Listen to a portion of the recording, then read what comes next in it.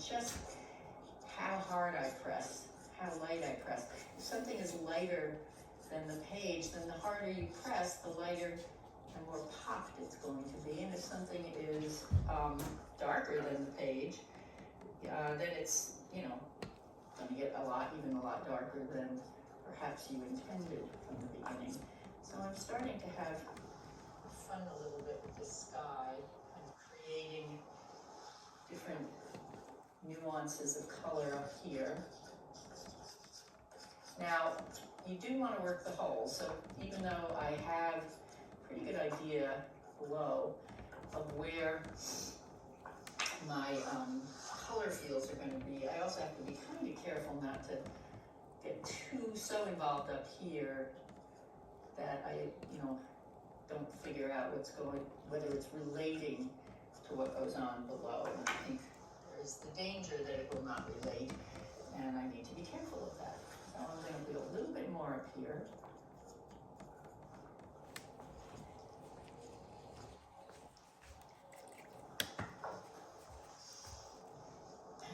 And then I'm going to move to, see, now this is quite an intense yellow, so I'm touching with barely any pressure at all,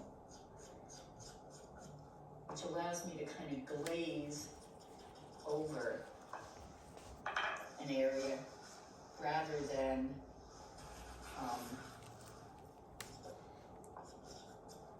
and influence that color rather than change it completely. I'm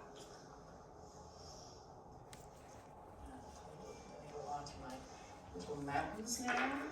These are Vermont mountains. I am working outside in Vermont. It's a bit chilly, but I'm taking advantage of the not as chilly days to be out here.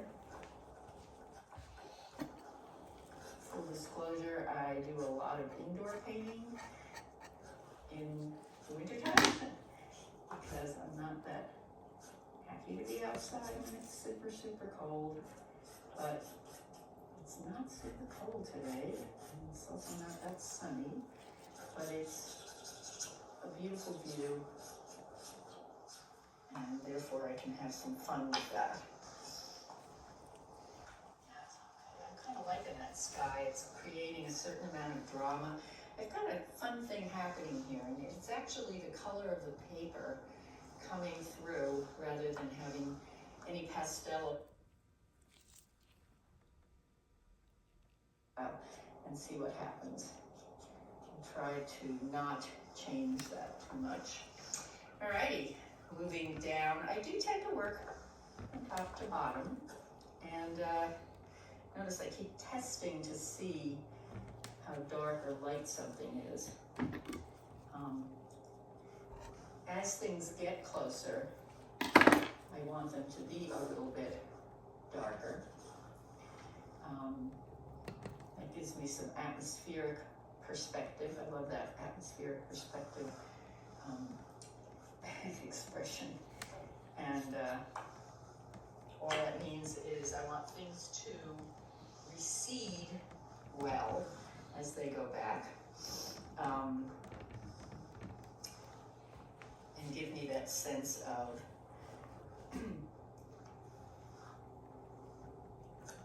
the landscape as things come forward.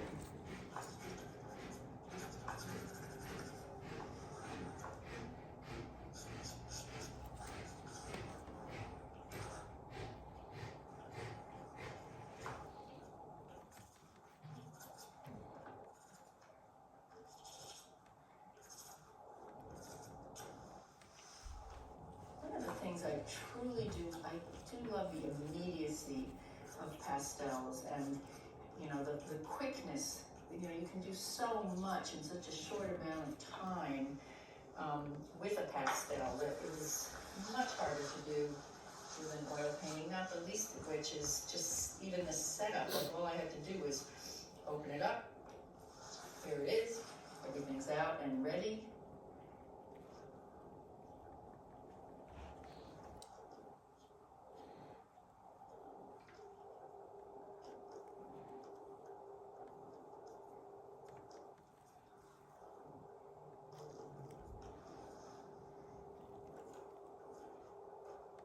notice that the way that I hold my pastel, I hold it by the side, not on the tip, but by the side, so that as I'm creating this, I'm always working the side of the medium,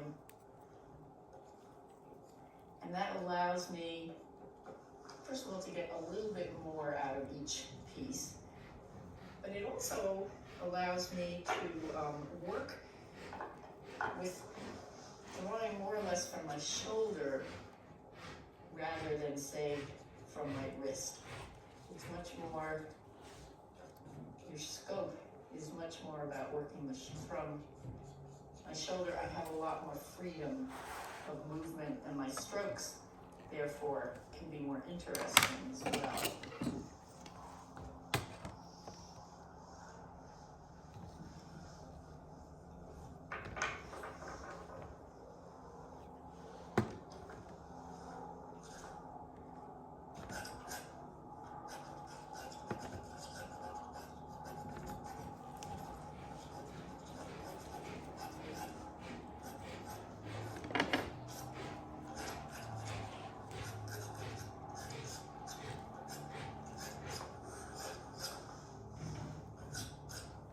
Because that's got so much warmth in it that I just put down, I want to pull a little bit of that, just like a glaze, up into my mountains again, just because I like there to be a color harmony and a relationship, that things don't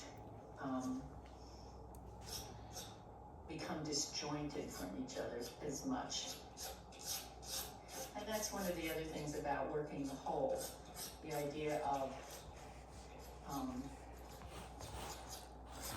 using that pastel in more than one place allows you to create the feeling of harmony.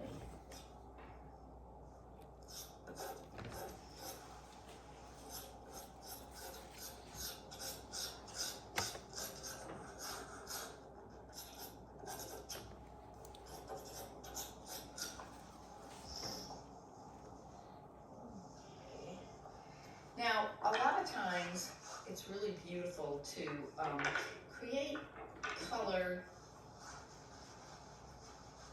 by changing not necessarily the value, but the hue. So by picking up this green that I've just picked up and putting it over here on these bushes, or these trees I should say, over here, and it's really the same exact value, but it changes in hue a bit, and that adds a dimension and an interest to an area that otherwise might not be so, interesting. I see a lot of one color, and if it's going to be one color, it better be a great color. It better be the right color. Do get a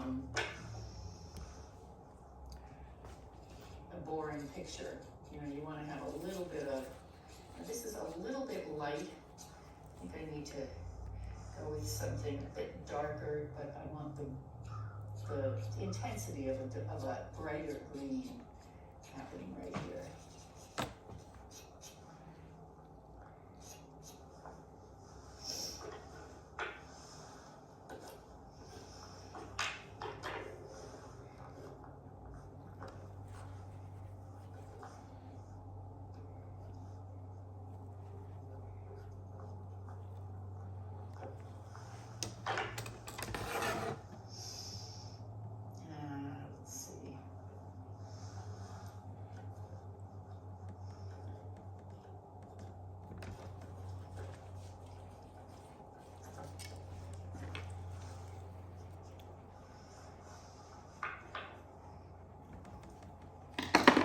Can be difficult with snow because you don't want things, you don't want your whites to be the same everywhere, or if that happens, you tend to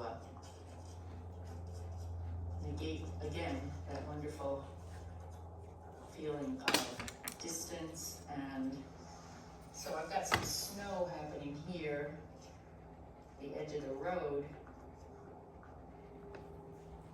but I don't want wanted to compete with the snow I have up there, so I've used a darker, cooler white.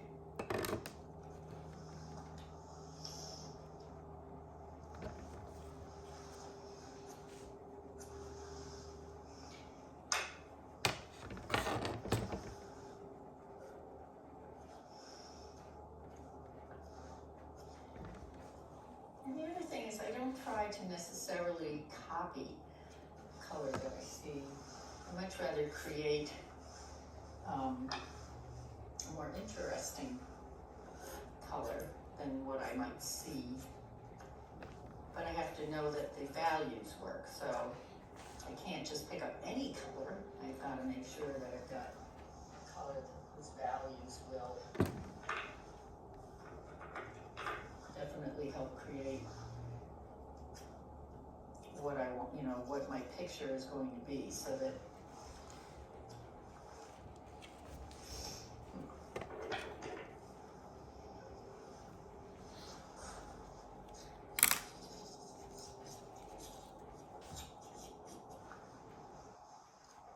I'll take that out and just go back to letting this be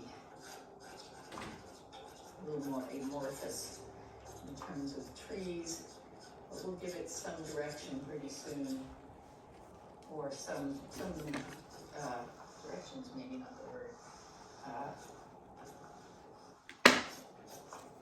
some shape to it that might make a little more sense pretty soon.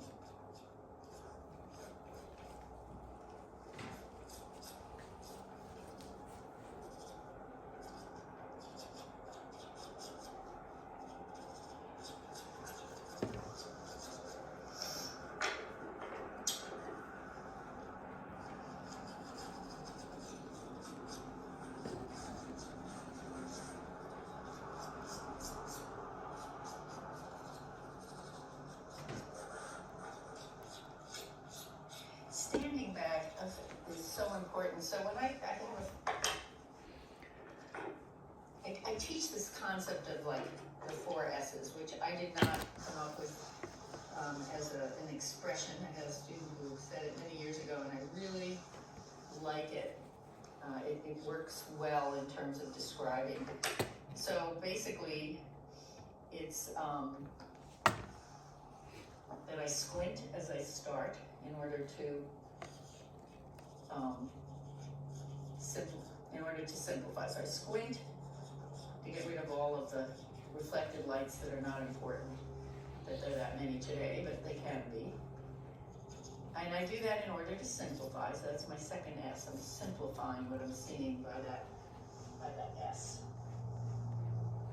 or by that squinting. The third one is standing back, and I am standing back a lot to see, because when you're painting, especially if it's in an impressionistic manner, which is pretty much the way I work, it's kind of a hot mess when you look at it. I mean, it doesn't always make a lot of sense what I'm looking at. So I have to stand back and see if it's working. Now, as I stand back, this is not working down here, so I'm going to get rid of that I thought might work, but it doesn't, and let it go back to being just more tonal in here.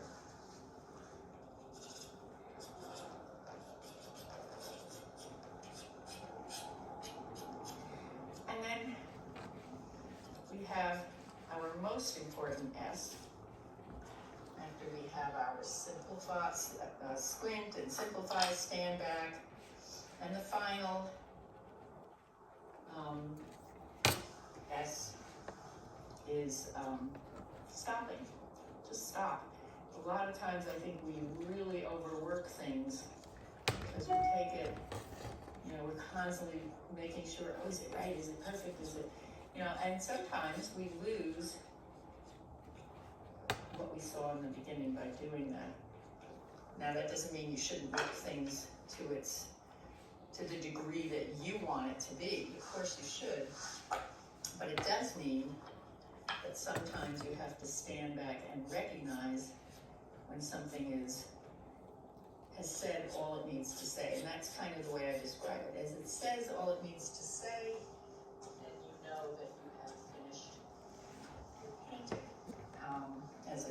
can be difficult to recognize. Sometimes with a demo, especially when there are students around, they'll start yelling at me, "Stop, Aline, I think you're done." And that can be really helpful because it can be very difficult to know if you're done. And it's also because you're just having so much fun.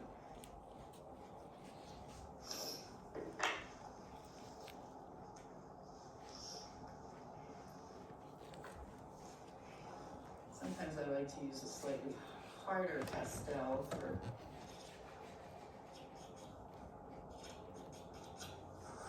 but even then I still end up using the side of the medium when I do that.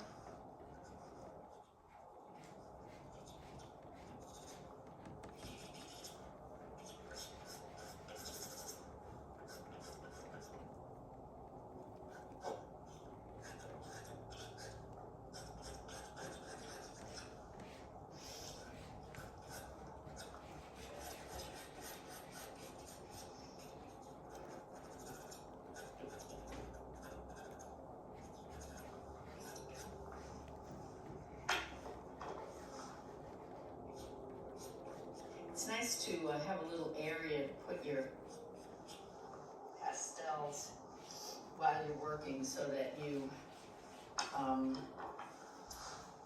can find them again. Although usually I end up with so many that it's still hard to find them as I'm looking for them. Now here's a situation. I'm putting in a little bit of that blue. I'm changing the hue, but not really the value, so that it's not necessarily the same exact hue all the way across.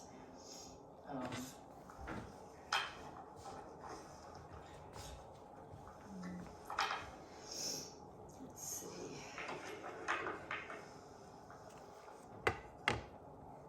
Nope. I'm gonna get this up here.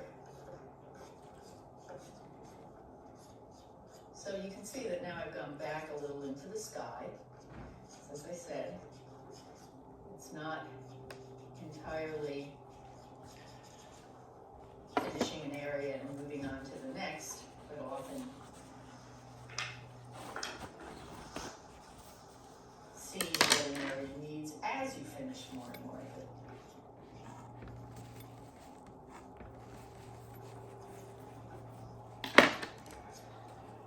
Okay, I'm gonna put a red one in there. I like to put things in that aren't always there because I think they can be fun. So let's see what happens if it doesn't work. The wonderfulness of pastels is you can take it right back out.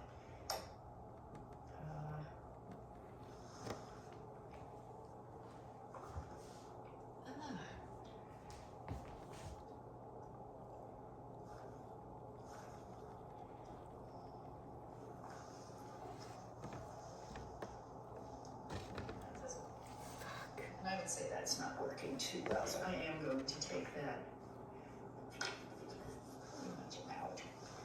Leave a little, I have a paper towel to wipe my pastel so that it's not dirty each time I pick it up. I think that looks a little better.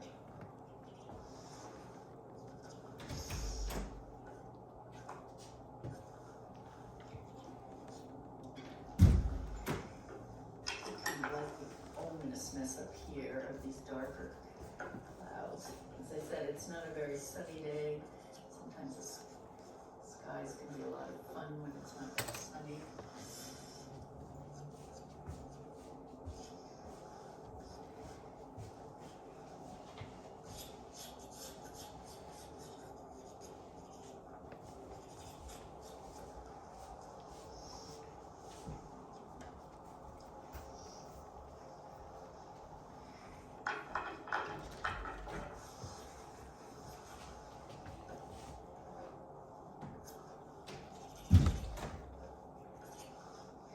I really do think a lot more about a color choice based on eventually just sort of what you think a picture needs.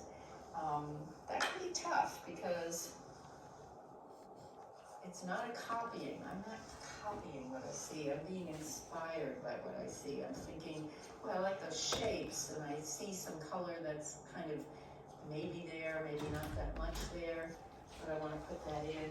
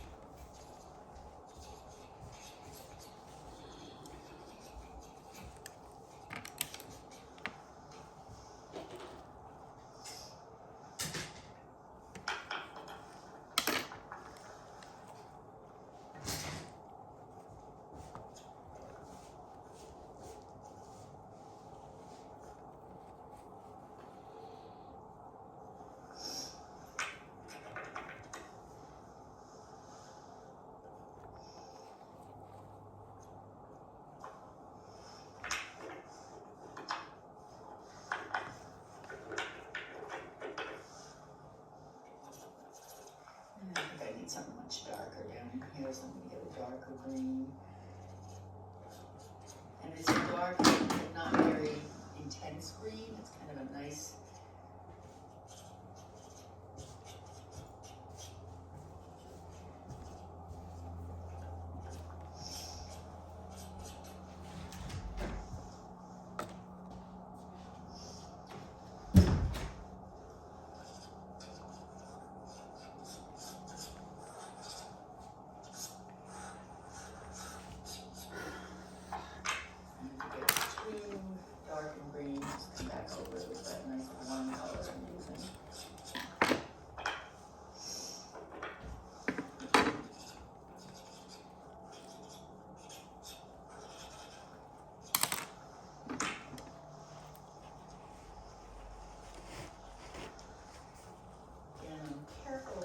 whites being too white. It's just a kind of my own paranoia, things being too white. But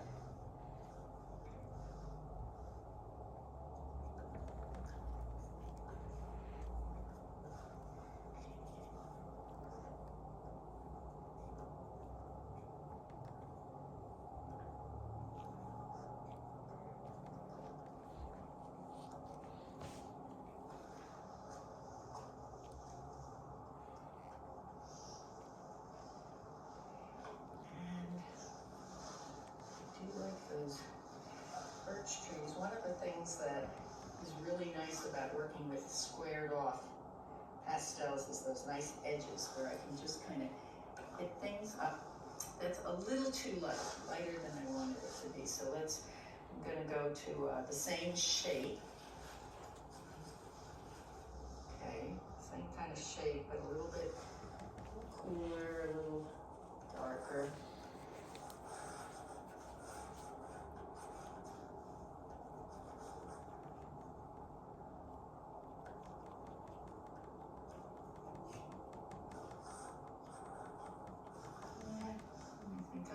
To also use a nice, soft, rounded one that I think is going to be a nicer color for those birch trees, although a little harder to get the actual sharpness that I want. Oh, maybe not.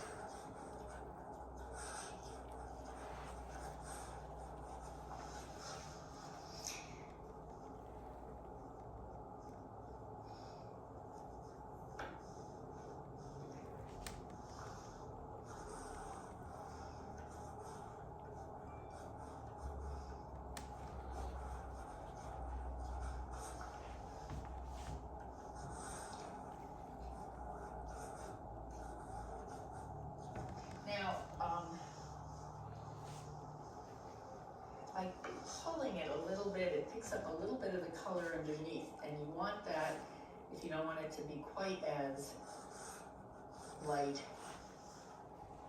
as they were becoming. So sometimes that's a good thing to be able to do.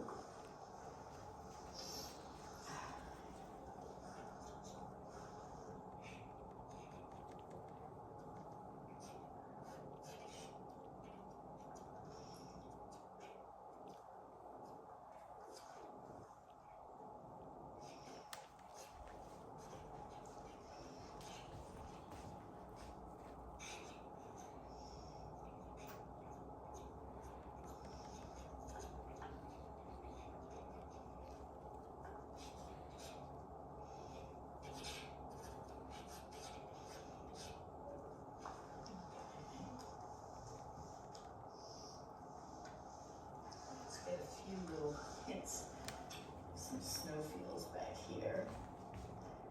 Again, I can't let them compete, so I have to be careful as I do that.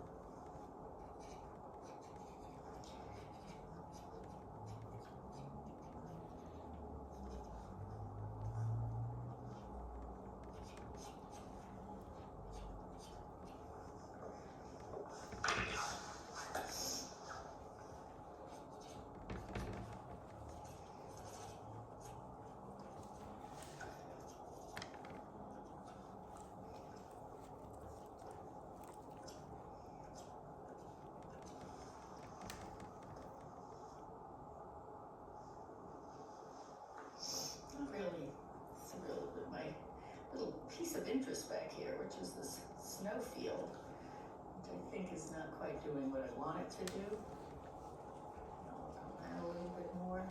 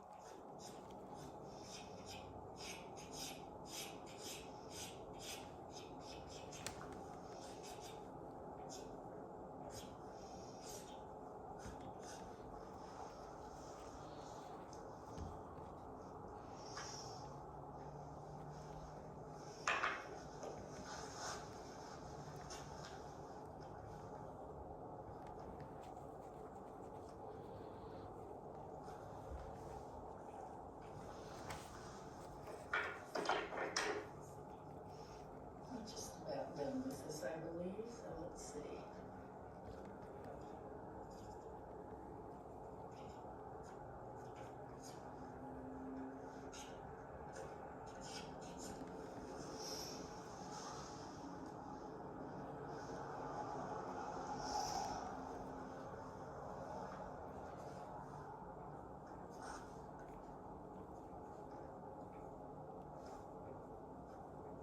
A lot of, if you look at the way that I manipulate the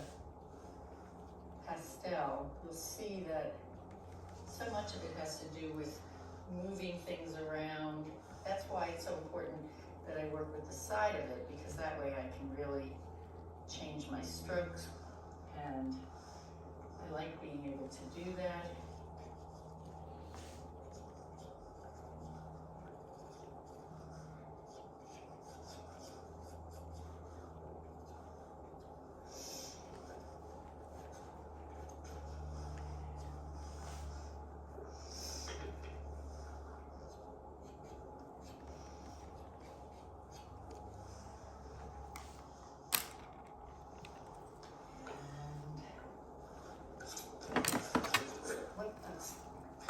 Too light. Let's try. Shit. God, this fuck.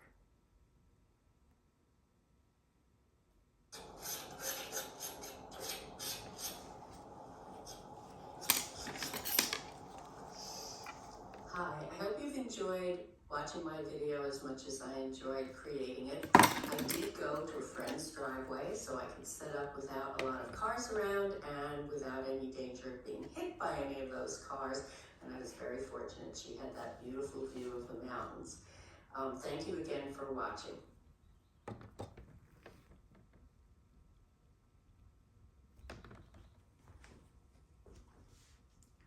Well, that was pretty spectacular.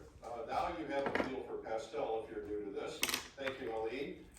You can find her demo in the auction and a variety of other paintings that Aline has done, so thank you for that. Now we've been gathering more questions, and we're going to do it a little differently. This time, Kelly Kane is going to fire the questions at me. That way, she can kind of keep an eye on the chat, and if there's something she can grab and give to me, we're going to do it that way. So Kelly, let's have our first question. Okay, question number one. An attendee asks, do I use all the colors I use in the studio when I'm painting outside?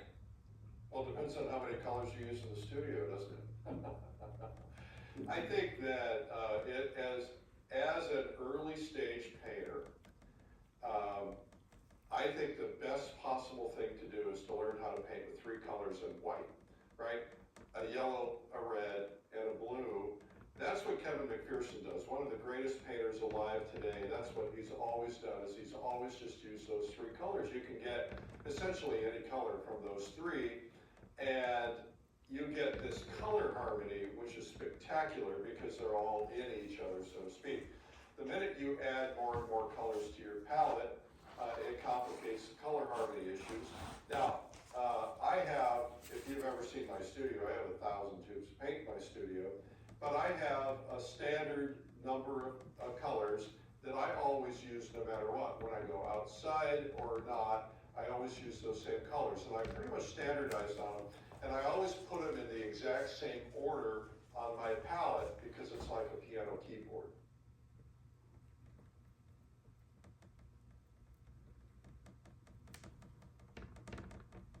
Blues are over here, my reds are over here, my yellows are over here. And there's a lot of different approaches. Some people like to have a chromatic palette, so it's kind of the rainbow. Some people like to have their warms and their cools separated. It doesn't really matter. What matters is that you get used to it. But I recommend stabilize on some colors. Now, the most common thing that I've seen is that most plein air painters use a warm and a cool of each color. So they have a warm and a cool of a red, a warm and a cool of a yellow, a warm and a cool of a blue. Most people don't use mixed greens or pre-tube greens. Most of them just mix their greens. Most of them mix their blacks. So again, it doesn't matter, but stick to it. I used to chase color all the time. I'd walk into a store and I'd buy 30 tubes of paint, and I have to have this color. And every time I did that, I'd screw up my palette because all of a sudden it changed the color mixtures. So I still do it. I'm a slave to color. I love colors. And I'm always changing things out, trying to figure out what's better and what's next. But that's one approach to it. So I would start out with three colors in white. That way, painting is hard enough. Mixing color is hard enough. Get used to that. And then if you want to add in some more colors, but get stabilized on that. Okay, Kelly. question number 2. What can I paint without permission? Do I actually need to walk up to homes and knock on doors for permission to paint a barn or a house, etc.? Well, so I have been chased off a property. I had a man come out with a shotgun screaming at us, and I was standing on public property painting a picture of his barn or his house. He didn't like it, but I wasn't gonna argue with him. I just wanted to get out of there. You know, my rule of thumb is if something is in the distance and I'm not right in their face, I'm not gonna ask permission. I am never gonna go on someone's property without permission under any circumstance.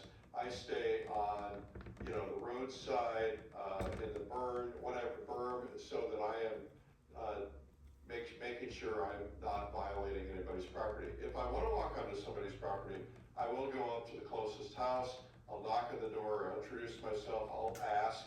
Usually they say, sure, no problem, sometimes they say no. But I think it's a good idea to just have a habit of doing that. If you're going into a park or something like that, that's a whole different animal. Now, I'll go into any city park, I'll go into any national park, I'll go into any state park, and I'll paint anywhere I want without permission. But if I'm taking a group, then I gotta get permission. And typically, I don't go any place where it says, you know, no entry, obviously. You know, if it says keep out, there's a chain, sometimes I jump the chain and go in, but very rarely. Next question. Okay. And what are some things that I can do to feel safe painting outdoors? What can you do to feel safe painting outdoors? Well, you can carry a sidearm. That's a Texas joke. So obviously a lot of people do that. A lot of people I know carry mace. A lot of people I know carry one of those zapper thingies. But you don't ever want to get into a situation where you have to do that. I was painting alongside the road one time, and I was painting right out of the back of my truck, and all of a sudden a truck came this direction. I could just tell it was a noisy truck. There were a bunch of kids in it, and they were coming this way, and as they passed me, they started yelling pretty negative terms at me. And I thought, if those brake lights go on, I'm out of here. So they get about a quarter mile down the road, I see the brake lights go on, they go to turn around. I just literally grabbed my easel, threw it in the back of the truck, and took off. And they chased me for quite a while, but they finally stopped. But I think the best rule of thumb is don't paint alone. It's better to have somebody with you. Don't stand on the edge of a cliff and paint, you know, get back a little bit. You just never know what's gonna happen to you. Look for safety. You know, I'm always pushing the limits. I was painting with Elaine Miller this summer, or this fall, and I was like on the edge of this cliff, and I was losing my balance, and it's like, that could have ended badly. I probably shouldn't have done that, but I wanted to get out to this one spot. So be really careful about those things. You know, it's not worth it. You want to get a great painting, but it's not worth it if you end up with a broken leg or worse. And I think just in general, paint in places you feel you're going to be relatively safe. If you feel there's any question about it, your gut's going to tell you, you know, maybe I shouldn't be here alone, or at least be ready to get in your car and lock the doors. All right? Very good. Okay, for oil painters, is it best to put your oils on your palette before you arrive at your destination to save time? Yeah, I think so. Now, I have completely changed a lot of things about how I paint, because there are two issues for me, and they are time and they are weight, right? So everything that adds weight, my rule is if I can't get everything into my backpack, I don't take it, right? And that's everything. Maybe not my chair if I'm going to take a chair, but everything else, my umbrella, my tripod, my everything. It's got to go into a backpack, all my colors. And there are a lot of different easels, including some of the people who are sponsoring us. You know, you could put your paints out, and then you can leave them out, close the box, open it up again, and everything's cool. I use a little box I bought on Amazon, and it's holds 20 colors and it seals them. I just fill those little boxes with my colors, And that way I don't have to carry my paints. I do, but I don't have to. You know, I might, if I might carry extra white or color that I use a lot, but that way I can dip into that either with my brush or my palette knife, and then I just close it up when I finish painting. But the idea of being able to shut the lid and have your colors out, I think that's beautiful. And I want to do as much preparation as possible before I go out, but you want to keep things handy, right? So I went out last year. I went painting. I went to this destination 2.5 hours away. I got there. I didn't have any paintbrushes. I completely forgot them because I had borrowed the paintbrushes from my plein air kit to use in the studio, and I forgot to return them. So, you know, oftentimes I'll borrow a color, forget to return it. So now what I do is I have a separate set of everything. When I'm out buying paint, I buy studio, I buy plein air. And so now I have a kit that I keep in my car at all times, because you never know you're gonna be somewhere and go, oh, I wish I had my kit, right? And so I have a kit for my RV, I have a kit for my car, and I have a kit that I sometimes travel with and carry with me. I also have a separate watercolor kit, etc. Although I keep watercolor and gouache and oil all in the same bag, so I can do any of them at any time. And that way it's convenient. Did I answer that question? You did. And I have another one that's related to color, and it is why, if I'm using a toned palette for my paints and painting in the shade, are my plein air paintings still on the dark side? I have no idea. I think, first off, let's address those. If you are painting in direct sunlight, there's two things that happen. First off is it closes down the irises of your eyes, right? And so that makes everything sharper. It's going to change color a little bit. If you're not wearing a hat gets the sun out of your eyes, that helps. But try to paint in shade. Now the other day I was out painting and there was no shade, but I turned my easel around so that even though my easel wasn't facing what I was painting, I turned it around so that my painting was in shade and my palette was in shade because of the easel was blocking it.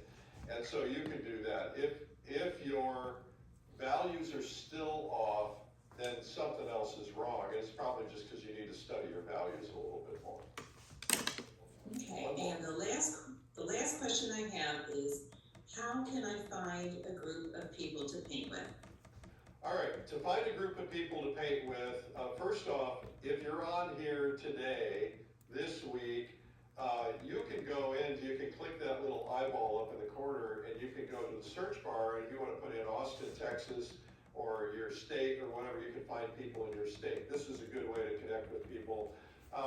You know, most states, almost all states, and most big cities have plein air groups, and a lot of smaller cities have plein air groups. And you just want to start Googling that, right? So, you know, is there a group, plein air group in Austin, Texas? Well, there is, and it's a pretty big one. There's quite a few people in it. And, you know, if you're in a community nearby, you might have to drive in to see it. But, you know, typically most places have a few people that are plein air painting, surprisingly. And so I would just do that. There's a thing called Meet Up, where you can go on to Meet Up and you can put in plein air and put in your area. But I would also put up something at your local art store or wherever you're getting supplies, and just say, hey, looking to put together some people to paint with, and contact me, or come to my Instagram page or something. That's what I would do. Well, okay, so there's probably lots more questions, and keep them coming. If we have time, we'll try to get to another Q&A segment, but we wanted to just answer a couple of basic things because, you know, a lot of you are just starting out and you need to know the answers to these. I hope it's helpful. All right, so Kelly, thank you so much.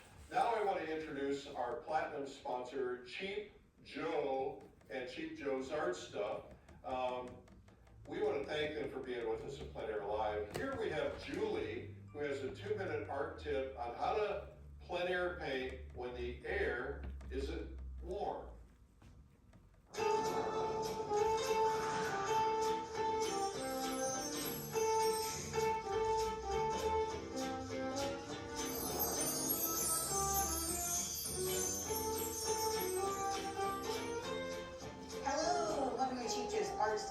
name is Julie, and I'm here to impart some knowledge to you today via a 2-minute art tip. And today's tip are for those of us who live in the frozen north.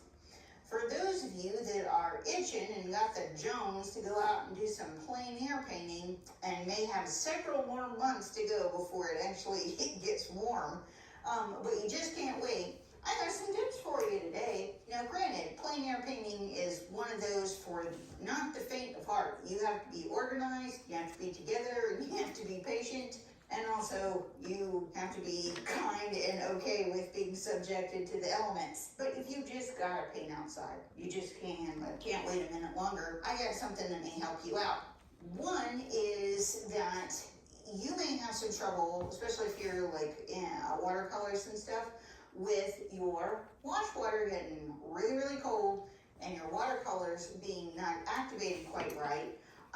So you can, have a little difficulty getting those colors to move around.